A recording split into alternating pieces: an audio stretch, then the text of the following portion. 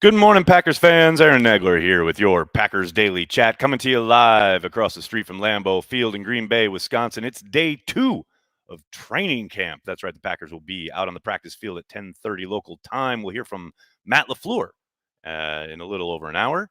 But right now, we're going to hear from you fine folks, Packers fans worldwide.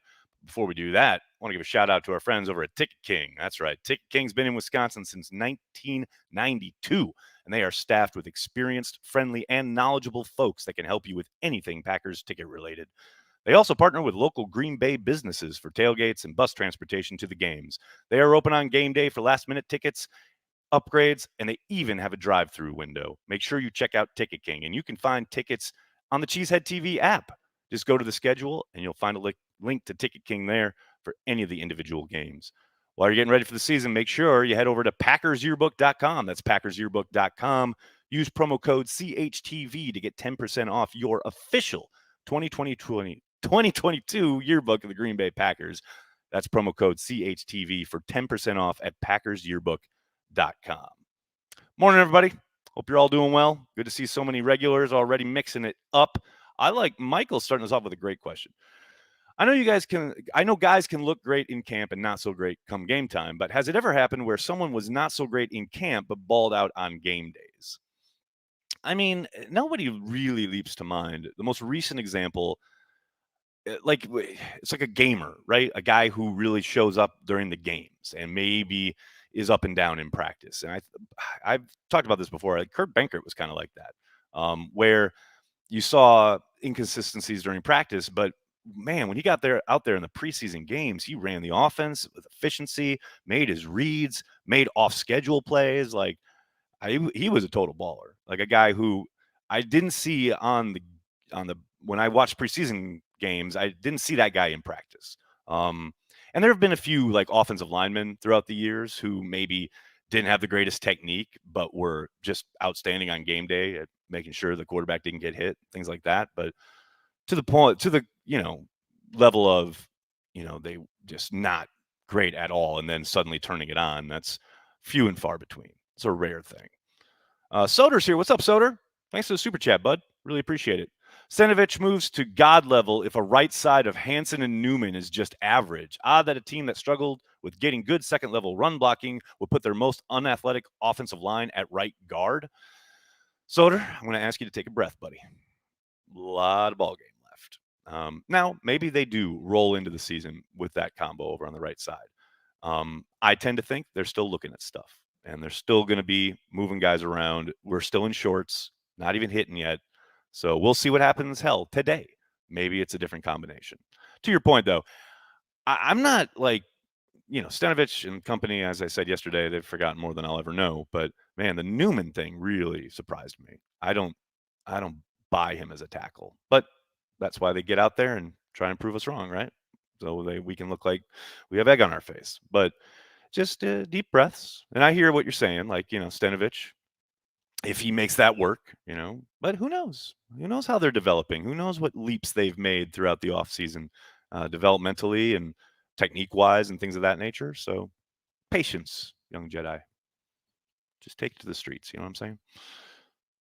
Have I heard how long Matt's extension was? Jill, now that you mention it, I have not. But I haven't really looked. I haven't read too much into it. I just know that it happened and he's going to be here a while, a couple years, number of years, etc. But I haven't seen any reporting on the exact number. Now, that doesn't mean it's not out there. Maybe Spoon's got it, but I have not seen a definite number.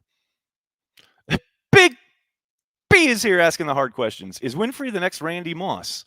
Man, there is nothing more you can set your watch by than Juwan Winfrey balling out in training camp.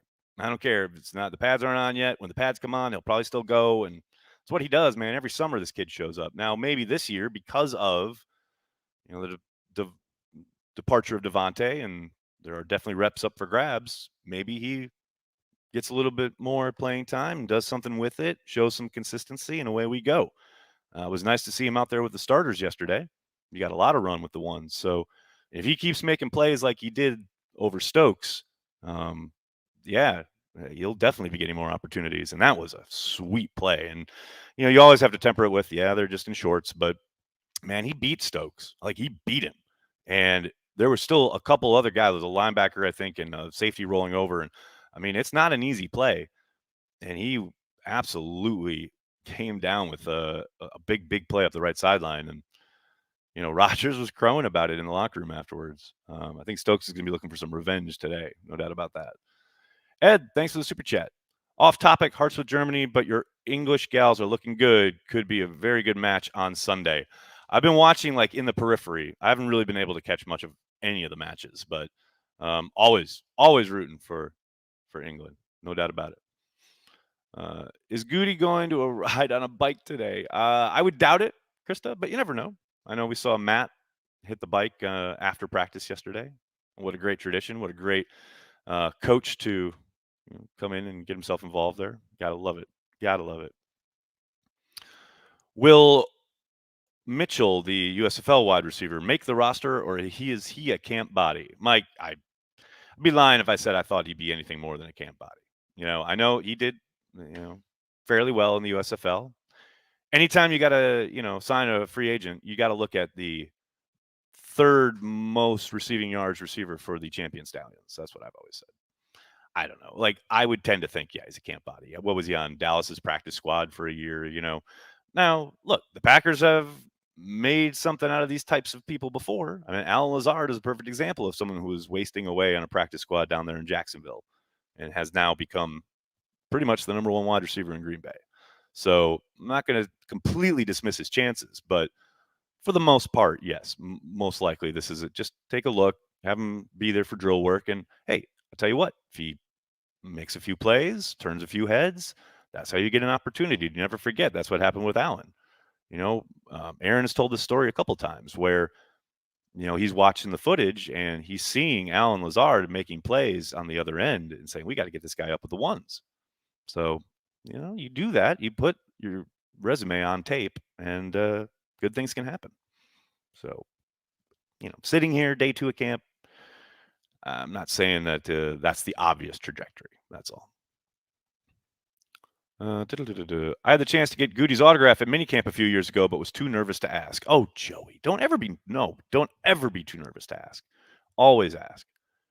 Always ask. They're 99.9% of the time they're going to say yes, and if they say no, it's most likely because they got to get somewhere right away. Always ask, dude. How big of a step will/could Lazard make this year? Jordy-like or not quite that good? Nathan, I can't imagine him ever being quite that level, just from a physical standpoint. But I think production-wise, he has a chance to put up some serious numbers. Obviously, it's one day. It's just no pads on, first day of camp, etc.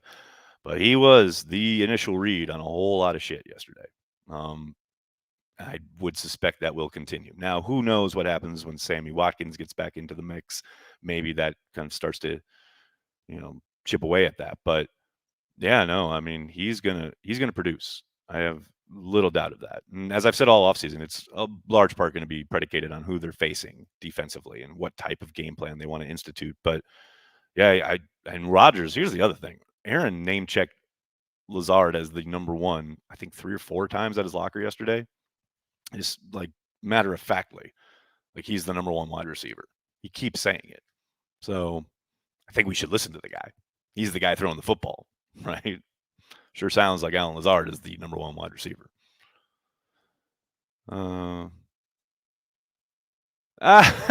Joe.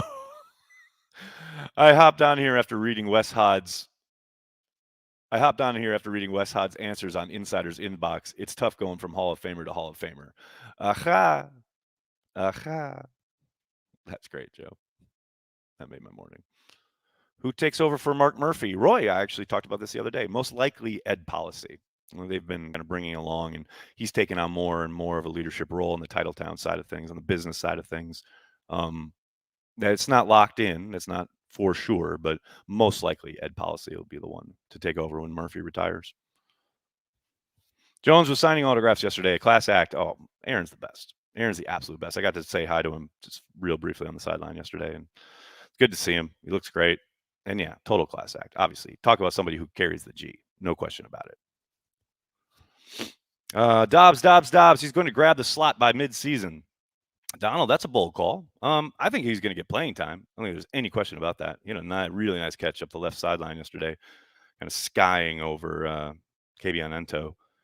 But, slowly but surely, that's the question I asked Matt regarding, these guys learning all three wide receiver spots. And, Matt said they're going to start with one and start to kind of open it up, depending on how they do at the initial spot. But, and as he pointed out in this offense, you're all kind of all over the map. There's so many formations and shifts and things that put you in positions that you would probably not traditionally be in as a split end or a flanker or what have you. So, but yeah, Dobbs has got the talent and he's got the tools. There's no doubt in my mind about that. But let's see. Hopefully he continues, to stack the successes, as McCarthy used to say. Day 2, that's today. It starts at 10:30. Hopefully we see more of young Dobbs because I'm excited about him. Have we seen the throwback helmet yet? Brandy, I have not, unless it might be out there and I have just missed it, but I have not. Oz is at the coffee shop, everyone. Calm down. Everything's okay. Oz is at the coffee shop. Evan, good morning. Morning. How are you? Just got married a couple weeks ago, and my wife bought us tickets to the Cowboys game in November. Also, do you think there's a chance that 12 zeroes in on Allen like he did Devontae?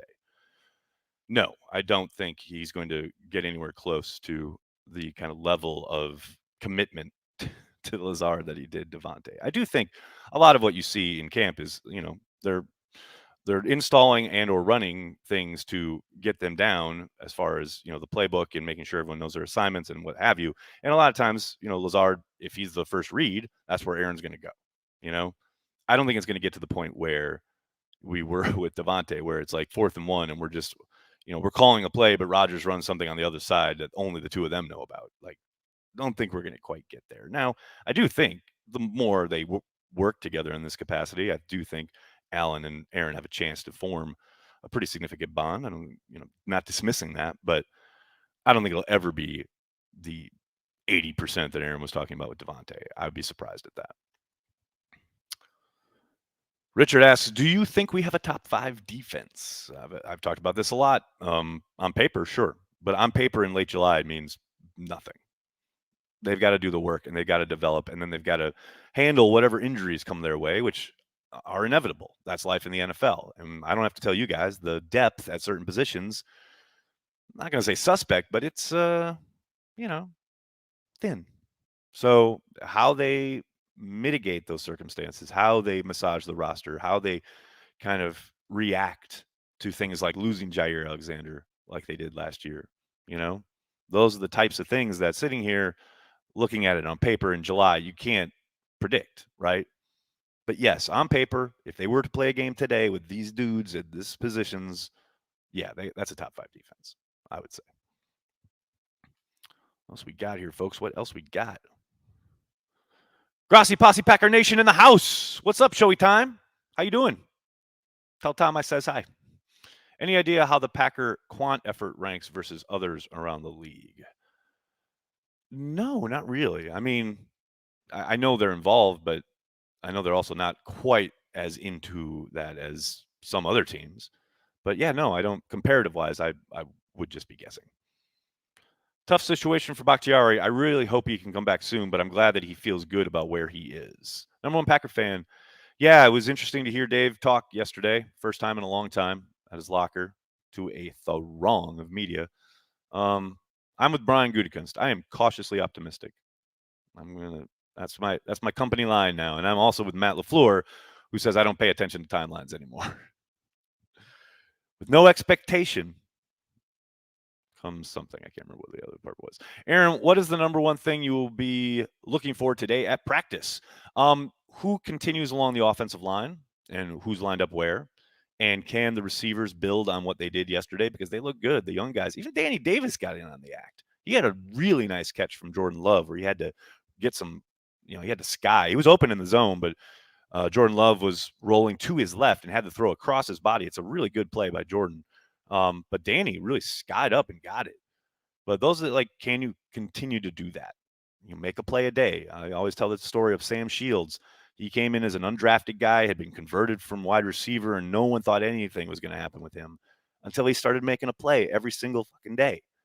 And eventually, I remember talking to Elliot Wolf and being like, what, this kid every day, you know? And that's how you get noticed. And that's they put that, you put that on the tape and the coaches notice it. And if it happens day after day after day, then you may get some more looks. You may get some runs. You may get bumped up the depth chart a little bit and see how you handle it. Those are the types of things. Can people be consistent? Can they build on things? I mean, that's what this time is for more than anything else. That's what you want to see. Rogers Hurt Toe, thanks for the super chat. Really appreciate it. Have a beer on me for working hard to keep us informed. Go Pack Go, the Toe. Thanks, Rogers Hurt Toe. Very much appreciated, bud. Presser microphones. Oz! I was going to talk about it on our Patreon happy hour tonight, but yes, I'll tell you here. I asked Mark Murphy because, and I framed it like, we're talking, and he mentioned the new video boards that are coming next year, and they've got all this new money from the stock sale. And I said, part of Lambeau Field is the media auditorium. And has there any consideration been given to, improving the audio system in the media auditorium? And his answer, and I'm not joking, was, I thought we already had. That was it. That was his answer. And then he started joking with Aaron Popke. We're never going to hear the questions, guys. It's never going to happen. Never, ever going to happen. All right, buddy. I'm going to have to get going. Got to get across the street from Matt's press conference. Can't thank you guys enough for hanging out, talking Packers each and every day. I'll be back after practice this afternoon with some extra cheese, so be on the lookout for that. In the meantime, please hit like on the channel. Subscribe, hit like, tell your friends, tell your family. Cheesehead TV. We are devoted to Green Bay Packers fans worldwide. Thanks a lot, everybody. Have a great day. Go Pack Go.